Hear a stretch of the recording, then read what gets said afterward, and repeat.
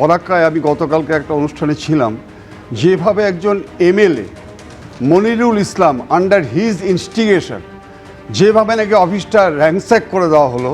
এবং আপনি জানেন 12ই জানুয়ারি আজকে স্বামী বিবেকানন্দের একটা উদ্দেশ্য ছিল, সেটা হচ্ছে জাতীয় যুব দিবস ডিক্লেয়ার করা হয়েছিল। যুবকদের নিয়ে, তরুণদের নিয়ে একটা স্বপ্ন ছিল। আপনি দেখুন এই এমএলএ থেকে শুরু করে বিভিন্ন জায়গায় চাকুলে বিভিন্ন জায়গায় এই তরুণদের কাণ্ড কারখানাগুলো দেখুন আজকে কিভাবে ভ্রান্ত পরিস্থিতির মধ্য দিয়ে তারা আজকে ভাঙচুর করছে। আমার প্রশ্ন হচ্ছে যে গতকালকে যদি এই ঘটনাটা হয়, আমি বিস্মিত হয়ে গেলাম। ভিডিও কমপ্লেন দিচ্ছে অ্যান্ড আননোন, আপনি দেখুন সিরাকলেও আননোন। এখন চোখের সামনে আমরা দেখতে পাচ্ছি, টিভিতে দেখতে পাচ্ছি যে ওনার উপস্থিতিতে উনি কত জ্বালাময়ী ভাষণ দিচ্ছে, তার নামটা পর্যন্ত দেয়নি। তাকে তো একটা শাসন করা যেত। রিজাল্টিং সুন আফটার দিস ইনসিডেন্ট, এরা ইনসিডেন্ট পাই, এটা আজকে ইন্সপিরেশন পেয়ে যাচ্ছে। আপনাদের মনে রাখতে হবে চাকুলিয়া একটা অত্যন্ত স্পর্শকাতর ডিস্ট্রিক্ট। এখানেই কিন্তু সেই কয়েক বছর আগে ওখানে লিঞ্চিং হয়েছিল। আপনি জানেন ওইখানে একটি মেয়েকে আজকে পুড়িয়ে পুলিশ যখন টেনে নিয়ে আসে, ভারত স্বাধীনতা হওয়ার পরে প্রথম আমি দেখেছিলাম ভারত সেবাশ্রম সংঘ এবং রামকৃষ্ণ মিশন যৌথভাবে আজকে মিছিল করেছিল অন্যায়ের প্রতিবাদে।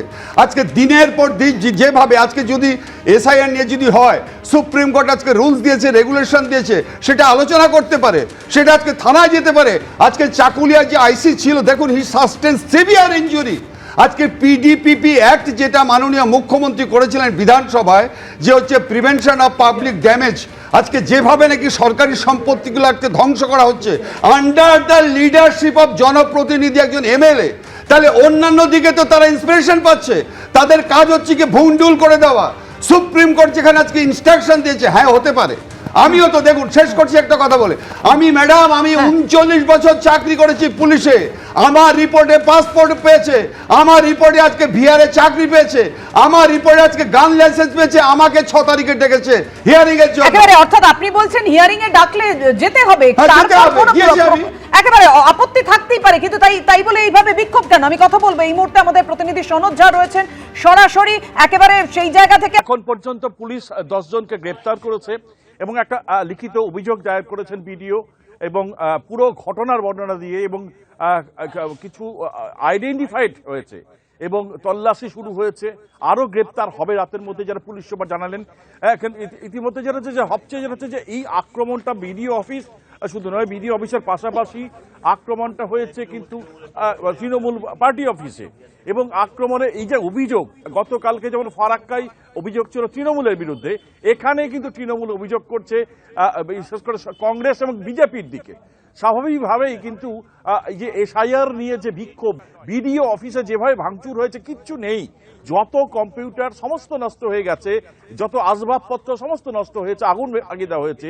এবং একটা প্রশ্ন স্থানীয় মানুষ যেটা কিন্তু সরাসরি ক্যামেরার সামনে বলেননি, আবার নতুন করে সব কেনা হবে, নতুন করে টেন্ডার হবে, এর যে পেছনে টাকার খায় নতুন কেনা, আবার নতুন করে অর্থ বরাদ্দ, জনগণের বরাদ্দ, এরকম নয় তো যে এর পেছনে অর্থাৎ যে রক্ষক সেই ভক্ষক, এরকম নয় তো? এই প্রশ্নটা কিন্তু আছে।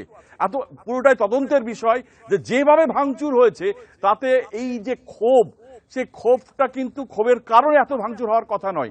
একইভাবে স্থানীয় মানুষই প্রশ্ন তুলছেন যে প্রত্যেক বছর ব্যাংকে গিয়ে এই লাইফ সার্টিফিকেট দেন বয়স্ক লোকেরা, সেখানে কিন্তু ইয়াং যান না, কিন্তু ব্যাংকে তো ভাঙচুর হয় না, তাহলে এখন করে ভাঙচুরের প্রশ্নটা আসছে। তো স্বাভাবিকভাবেই এই যে অভিযোগকে কেন্দ্র করে এত ভাঙচুর হলো, সে আদৌ কি সেই অভিযোগের কারণে হয়েছে, না এর পেছনে অন্য কারণ রয়েছে, যে এর পেছনে একটা উচ্চ পর্যায়ের তদন্ত হওয়া দরকার, এমন কিন্তু অনেকেই দাবি করছে।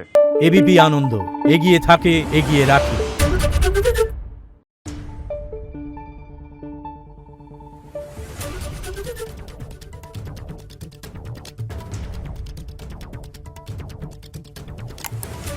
Thank you.